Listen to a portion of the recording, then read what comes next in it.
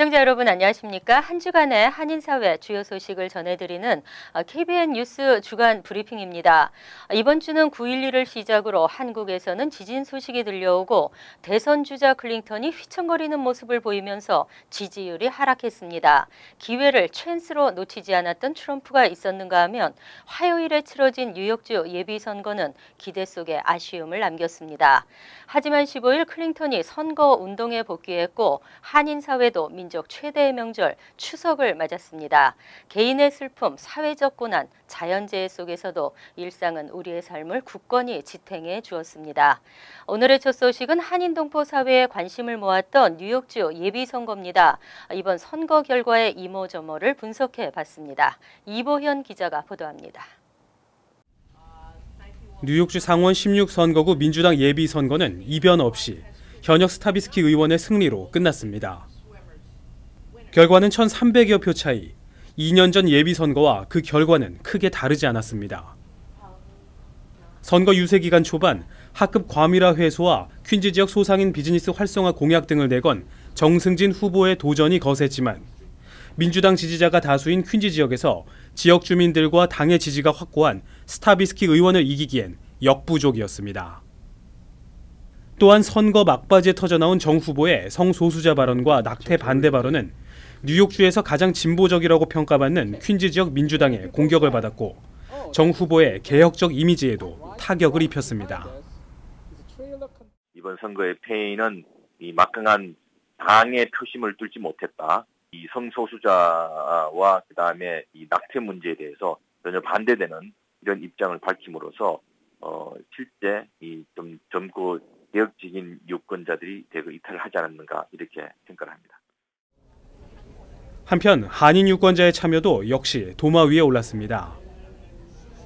2014년 예비선거 당시 한인 유권자 참여율은 16% 수준.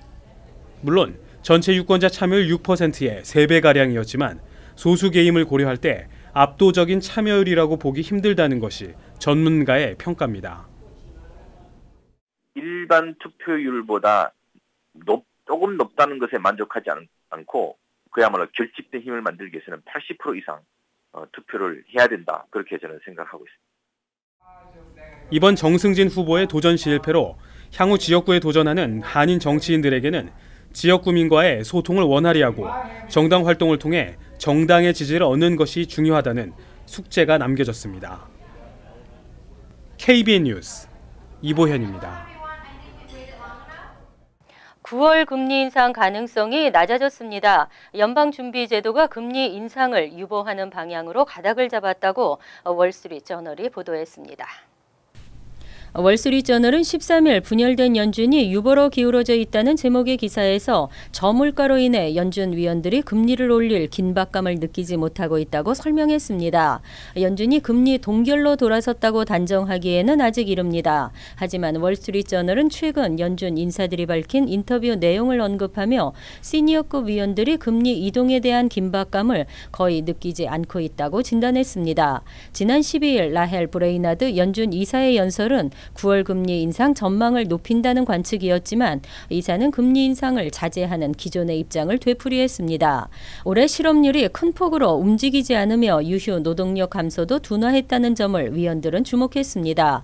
결국 경기 과열을 막기 위해 금리를 올릴 긴박감이 후퇴했다고 월스트리트저널은 진단했습니다. 하지만 정책 유보는 제니 옐런 연준 의장에게 리스크를 안겨줄 수 있다고 지적했습니다. 시장 참여자들은 연준이 엇갈린 메시지로 혼란을 야기한다고 비난했습니다.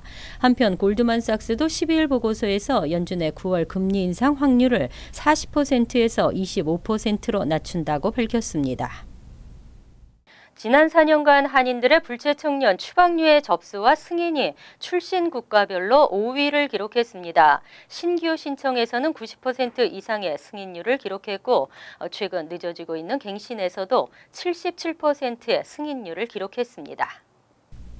이민서비스국이 13일 발표한 다카 접수 승인 현황에 따르면 4년 전 오바마 대통령의 제1차 행정명령이 시행된 이래 지난 6월 30일까지 한인 다카 신청 건수는 모두 18,220건이었습니다. 이는 2015년 12월 31일 기준 13,788건보다 5,000건가량 늘어난 것입니다. 이 가운데 신규는 9,250건, 갱신 신청은 8,970건이었습니다. 승인 건수는 신규와 갱신이 각각 8,613건, 6,916건으로 각각 93%와 77%의 승인율을 나타냈습니다. 신규와 갱신을 합한 전체 승인 건수는 15,529건으로 승인율은 85%였습니다. 출신 국가별 신청 건수를 비교했을 때 멕시코가 112만 3,631건으로 압도적으로 많았습니다.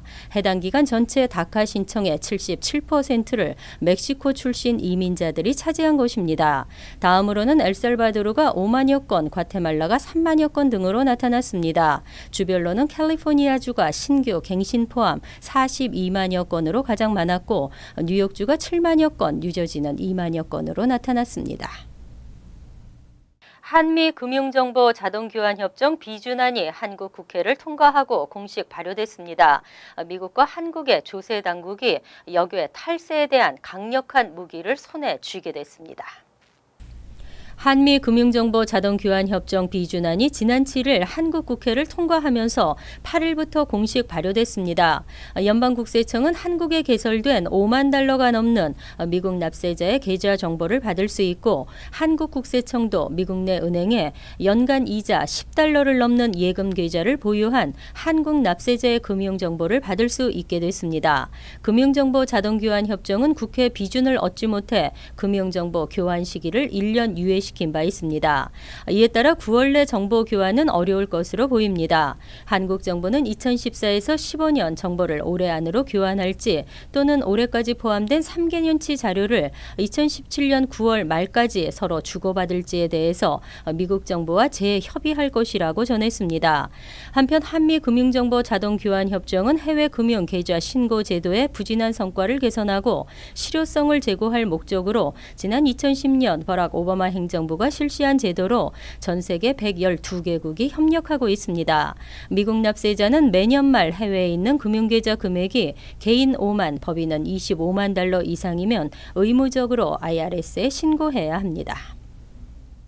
한진해운이 요청한 스테이 오더가 승인됐습니다. 이제는 선박이나 자산을 압류당할 우려가 없어졌습니다. 하역업체와 근로자들에게도 비용을 지불할 수 있게 됐습니다. 한진해운이 채권자로부터 자산 압류를 막아달라며 뉴저지 뉴악 파산법원에 제기한 스테이 오더가 승인됐습니다. 스테이 오더는 국내 법원이 결정한 포괄적 금지 명령을 외국 법원에서도 받아들여달라고 요청하는 것입니다. 이에 따라 한진해운은 채권자에게 선박이나 자산을 압류당할 우려가 사라지고 미국 항구에 정박해 화물 하역을 할 수 있게 됐습니다. 이날 법정에서 한진해운 측 변호사 일라니아 볼코프는 하역 작업 비용을 차질 없이 지급할 수 있다고 강조했습니다. 이는 하역업체와 하역 근로자에게 비용을 정상적으로 줄 수 있다는 사실을 강조한 것입니다. 하역 근로자들은 한진해운이 법정 관리에 들어가자 비용을 받지 못할 수 있다며 우려해왔습니다.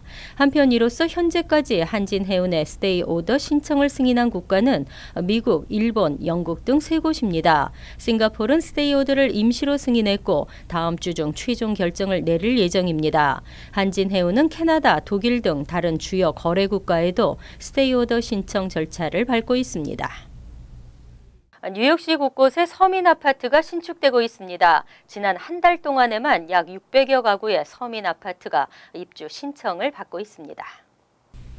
뉴욕시가 첼시와 어퍼 웨스트 32가 한인타운 인근 등 맨해튼의 노른자 지역 4곳이 포함되어 있는 서민 아파트 입주자를 모집합니다. 이로써 지난 한 달 동안 뉴욕시 신축 서민 아파트 입주자 모집 수는 578가구가 추가됐습니다. 맨해튼 첼시의 마에스트로 첼시 아파트의 경우 총 75가구를 모집 중으로 스튜디오의 한 달 렌트는 $596, 1인 가구 연소득 21,772에서 25,400 $400면 신청할 수 있습니다.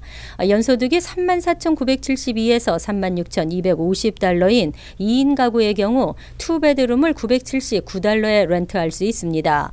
맨해튼과 브롱스, 브루클린에 비해 상대적으로 서민 아파트 수가 적은 퀸즈에서도 지난 9일부터 11월 9일까지 새롭게 입주자를 모집합니다. 롱아일랜드 시디 소재 2222 잭슨 애비뉴 아파트는 43,500달러의 연수입인 2인 가구가 $913를 내고 거주할 수 있습니다. 총 35유닛으로 퀸즈 거주자들은 타 보로에 비해 추첨 시 우선권을 받을 수 있습니다. 입주 신청 자격은 영주권자 이상으로 뉴욕시 거주자여야 하고 입주 희망자는 뉴욕시 서민 아파트 웹사이트를 방문, 온라인 또는 오프라인으로 지원이 가능합니다. 한국어 번역본도 지원합니다. 살인이나 교통사고로 사망하는 것보다 스스로 목숨을 끊는 경우가 더 많은 것으로 나타나 충격을 주고 있습니다. 특히 한인을 비롯 아시안들의 자살 건수가 높고 증가율도 가장 높았습니다. 뉴욕시 보건국이 14일 발표한 2000년에서 2014년 뉴욕시 자살 현황 보고서에 따르면 뉴욕시에서 자살한 아시안이 2000년에서 2014년 28명에서 78명으로 3배나 증가했습니다. 특히 아시안 여성들의 자살 건수가 눈에 띄게 늘어났습니다. 2000년 8명에 불과하던 아시안 여성 자살 건수는 2014년 28건으로 3배 이상 증가했습니다. 아시안 남성의 경우는 같은 기간 20명에서 50명으로 2.5배 많아졌습니다. 이는 다른 인종그룹의 자살 발생 건수가 이 기간 소폭 증가하거나 오히려 줄어든 것과 대조되는 것입니다.